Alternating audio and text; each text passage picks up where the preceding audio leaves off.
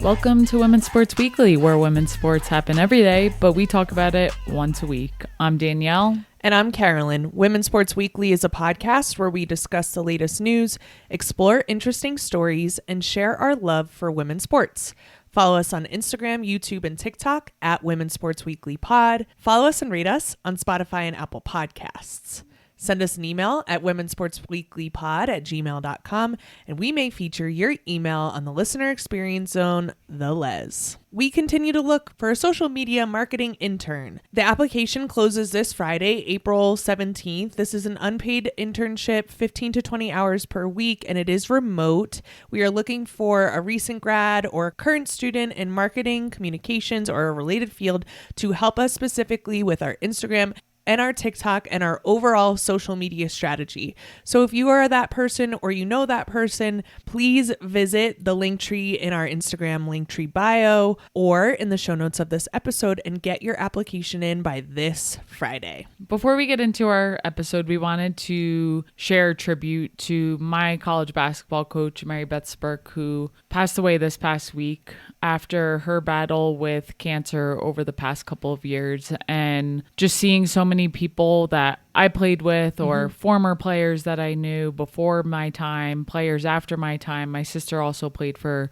Coach Spirk. It's just been awesome to see so many people share memories of her. She did impact countless lives. She was a coach at Moravian. It was Moravian College when I went there. It's now Moravian University for a total of 45 years. It's really incredible. Yeah. When she passed away, she was only 66 years old. She was set to retire completely as of May 1st. And as I said, she has been battling cancer for a few years now. And unfortunately, that battle did come to an end this week. So in her 45 years of coaching, she started out as an assistant coach at Moravian in 1981. And then 6 years later, she took over the head coaching role in 1987. She has the most wins of any coach at Moravian with 659 wins as a head coach, which is truly incredible. I was a senior when she got her 500th win. Oh, wow. Yeah, those memories have been coming back. I also coached under her, so I played under her from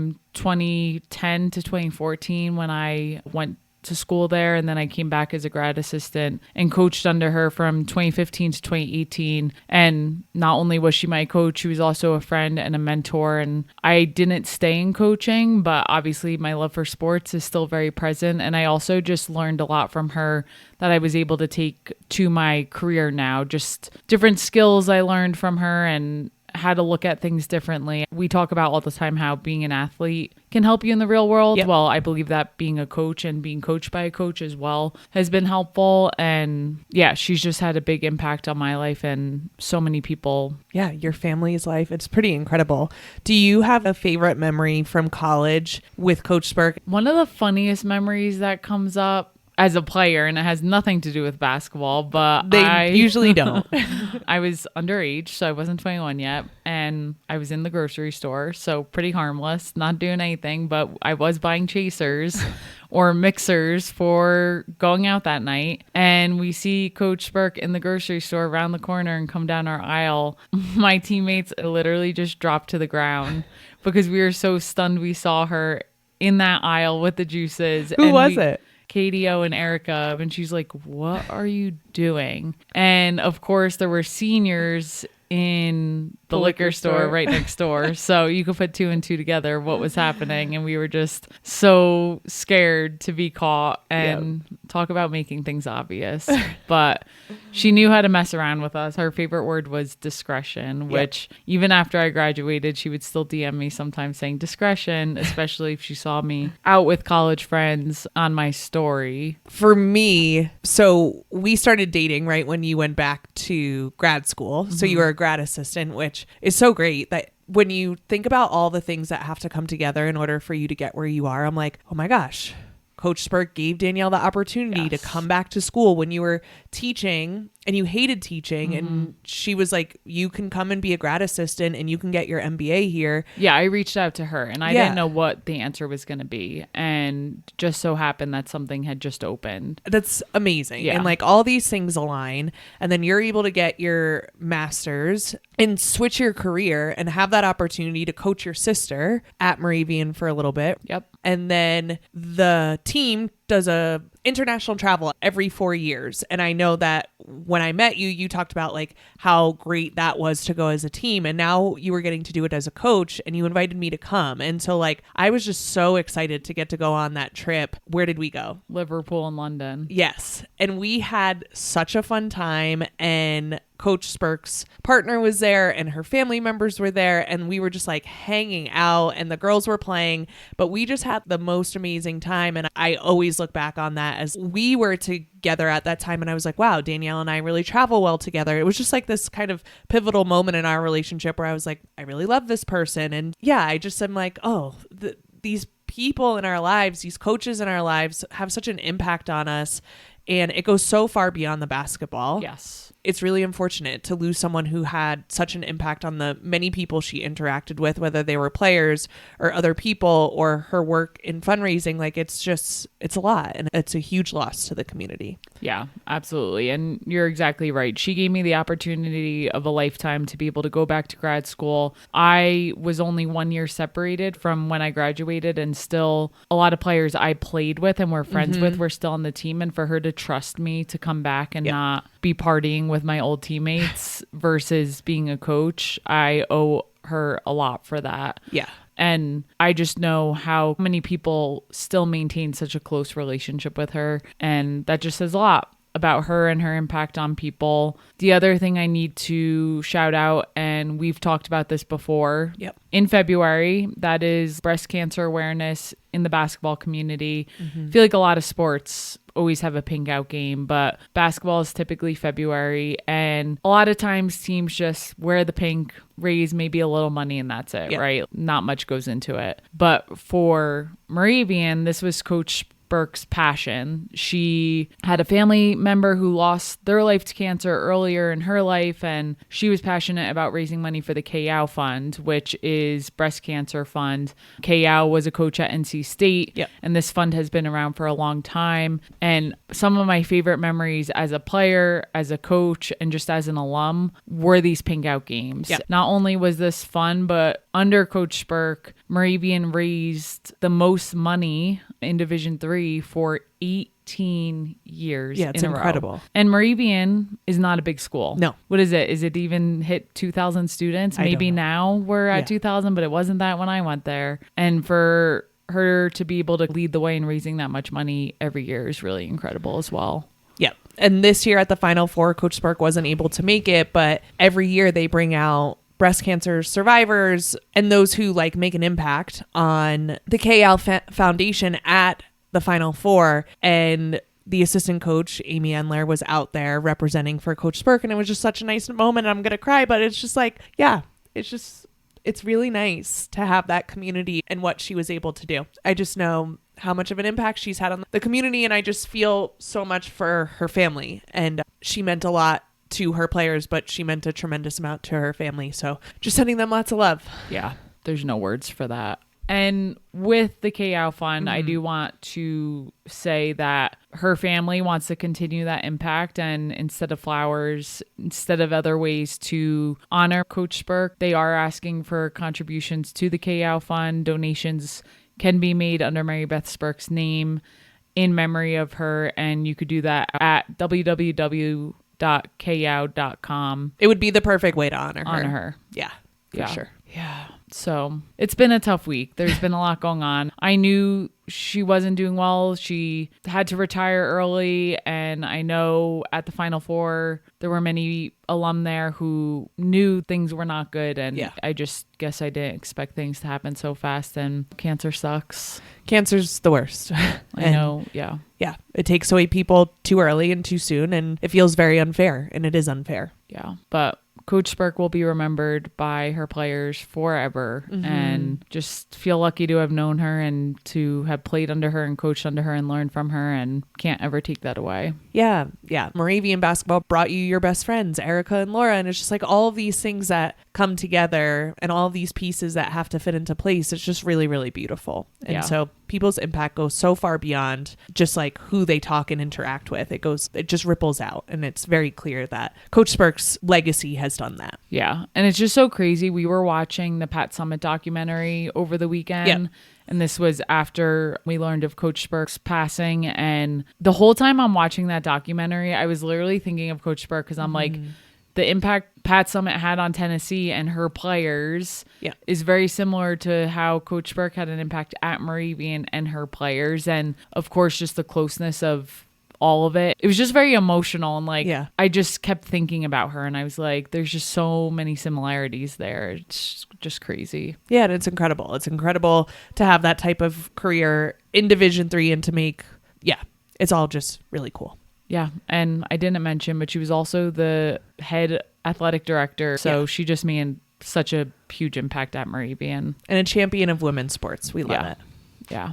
So we wanted to honor Coach Spirk. And with that, we're going to go into our highlight reel and the rest of our episode. Let's do it. The U.S. Women's National Team beat Japan 2-1 on Saturday for their 10th straight win, which is the first time the U.S. Women's National Team had 10 or more straight wins since 2023. Rose Lavelle also had some milestones in this game. This was her 100th start for the U.S. Women's National Team. And in her 100th start, she had a goal, which was her 28th international goal. And she also had an assist in this game. We love that. At the 9-minute mark, Rose Lavelle scored for the U.S. off a free kick from Sam Coffey that was sent to Trinity Rodman, and then Trinity Rodman gave it to Rose Lavelle for her to score. Yeah, and then for the second goal, Lindsey Heaps scored 3 minutes into the second half, and this was off an assist from Rose Lavelle, making the score 2-0, and this was Lindsey Heaps' 40th goal for the U.S. So obviously these two have a huge impact for the U.S. Women's National Team and are the two scorers for this game, helping the U.S. win. Japan did score in the 61st minute. It was a goal from Riko Ueki, who scored on a header for the one and only goal for Japan. And another thing to highlight for the U.S. Women's National Team is the return of Sophia Wilson, who started for the first time since giving birth, and this was her first appearance since October 2024. So that's a big return for her. Emma Hayes holding Sophia Wilson's daughter during practice. It was so cute. That baby's so chunky. I know. Those videos were really cute, and I just love it. I just love when you can see women coaches be so dominant and so successful and then still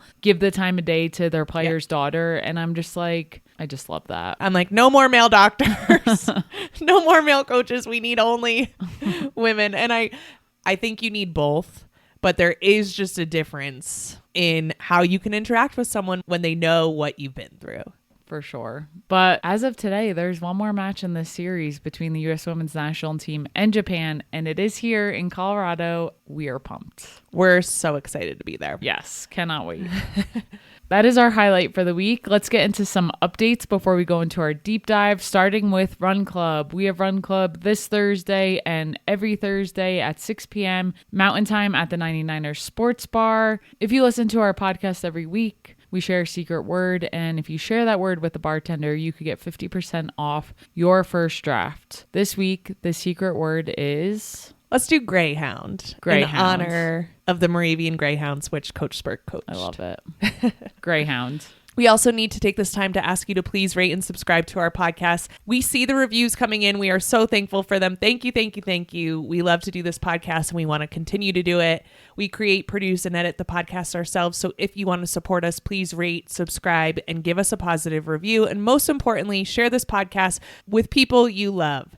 Thank you to everyone who has rated the podcast so far. If you send us a screenshot of your 5-star rating, either via Instagram DM or via email, we will send you a Women's Sports Weekly sticker for free in the mail. And with that, we're going to get into our deep dive, which, you know, we shared a few weeks ago. March Madness was going to go right into April Madness. The free agency for the WNBA has been live, and it's been wild. Again, this is after record-breaking CBA, and players are getting that bag. They are getting paid. Every team looks entirely different. I guess last year was a bad time to buy a Skylar Diggins Storm uniform because, like most people, she's no longer there. And we will get into this, but we are just happy to see the players earning what they deserve. Yes, and this is the updates as of Sunday. We know that this information is coming out fast and quick, so this is where we're at right now. Yes. Let's go team by team. So let's talk about the Atlanta Dream.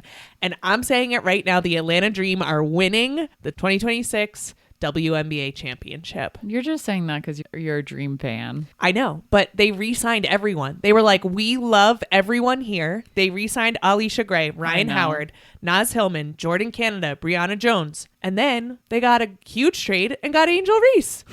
They're winning it all. So I was listening to Candace Parker and Aaliyah Boston talk on their podcast about Angel Reese going to Atlanta and just talking about her and Bree Jones together because they were saying it's so hard to box out Bree Jones as it is. So it's like now you have two rebounding monsters down below.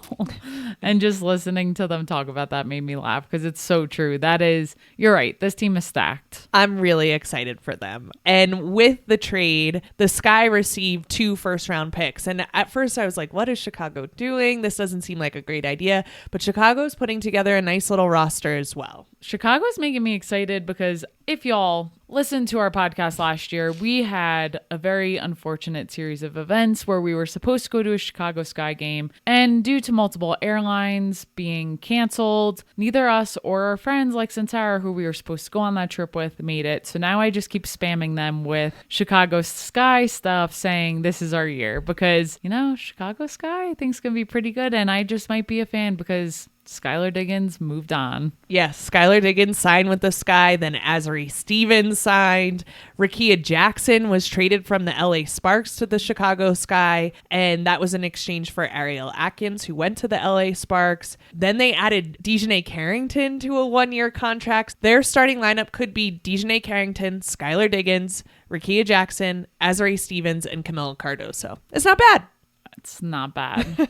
I think that could be a pretty good team right there. And then you have the Connecticut Sun, who, as we know, will no longer be the Connecticut Sun. Yep. But in future, they are switching over to Houston Comets. But for now, they will remain in Connecticut, and they are getting Brittany Griner. Yes, and this is an interesting signing because Brittany Griner is born and raised in Houston. So she's playing a little bit of a long game here. She's going to go and play with the Connecticut Sun for their final season because the Sun will be sold to the Houston Rockets owner for $300 million, and they'll relocate to Houston for the 2027 season. In the 2026 season, they're going to play their final sunset season in Connecticut. So anyone who's signing with this team is thinking Houston, right? I feel like, unfortunately, the Connecticut Sun have been in this kind of weird state with the sale, but they're going to be headed to Houston. They'll be rebranded as the Houston Comets, and Brittany Griner is coming to the end of her career, and it will be really nice for her to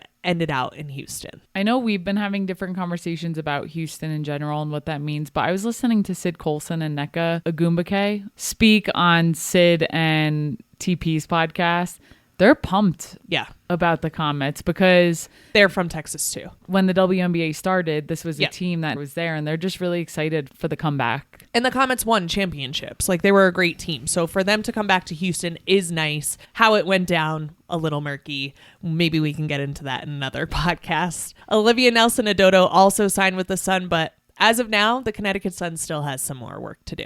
Yes, for sure. Then we have the Dallas Wings. So they are keeping 4-time WNBA All-Star Arike Gumbawale. She signed a 7-figure multi-year deal to return to the Dallas Wings.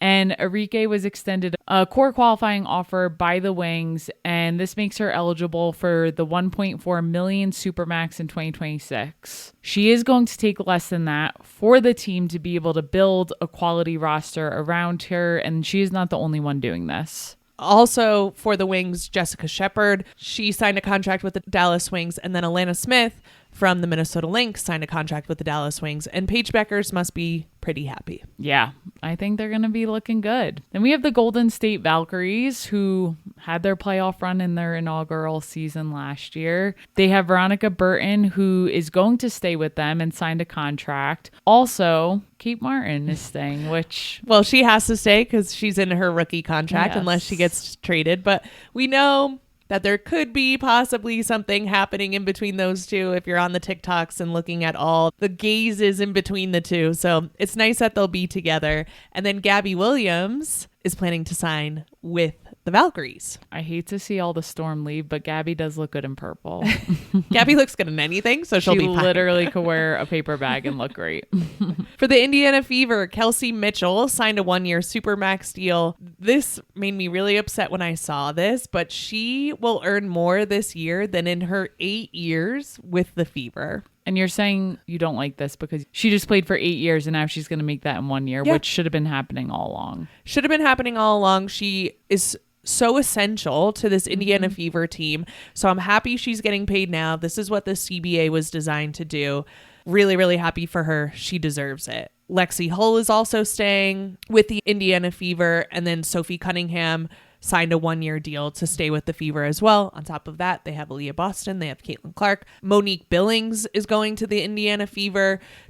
They're putting the pieces together. It's interesting to see these teams, with most players being a free agent, how they're building their roster. Yeah, and then we go and take a look at the Las Vegas Aces. We have Chelsea Gray and Asia Wilson staying put. You have Jewel Lloyd on a 3-year deal. She also just came from the Storm. And then Jackie Young signed a 1-year deal. Yeah, some of these teams are not messing with a bad thing. So Las Vegas is trying to stay pretty similar. Atlanta Dream are trying to stay pretty similar.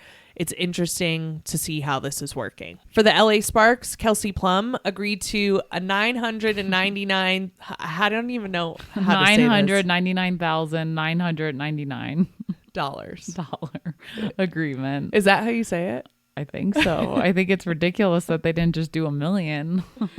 She signed that contract to return to the Sparks for the 2026 season. She was eligible for the Supermax contract of $1.4 million, but she accepted a lower salary to try to work within the LA Sparks salary cap and build up the roster a little bit. So with that, the LA Sparks signed Erica Wheeler. De'Erica Hamby is staying, which is huge. Ariel Atkins, they received as part of the Rakia Jackson trade because Rakia is going to Chicago.